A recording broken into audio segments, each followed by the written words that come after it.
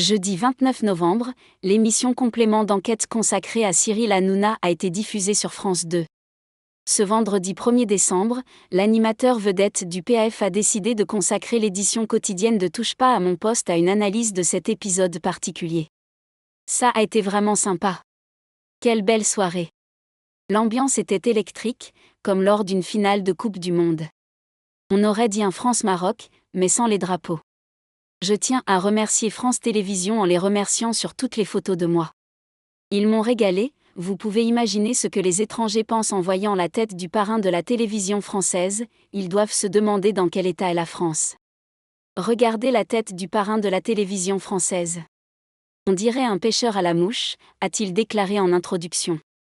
Cyril Hanouna a ensuite clarifié la question du placement autour de la table, en réponse aux informations d'un témoin anonyme. Selon cette source, les chroniqueurs sont disposés de manière stratégique. Valérie Benaïm est décrite comme la « rireuse », car son rire met davantage en valeur les blagues de Cyril Hanouna.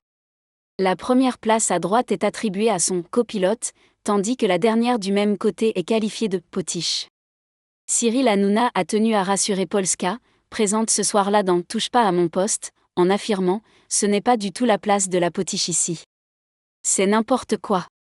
Ils ont dit que les plus forts étaient à droite, ce n'est pas du tout le cas. Et avec un copilote comme Jean-Michel, je me crache tout de suite. Ils ont même dit que la table à droite était la plus forte. » Dans la foulée, Cyril Hanouna, également connu sous le nom de Baba, a abordé les audiences de l'épisode de Complément d'enquête. L'émission a attiré l'attention de 3 millions de téléspectateurs, établissant ainsi un record historique pour la chaîne. Cyril Hanouna a exprimé sa gratitude envers son public pour sa présence sur France 2, soulignant que sans leur soutien, les audiences n'auraient pas été aussi remarquables.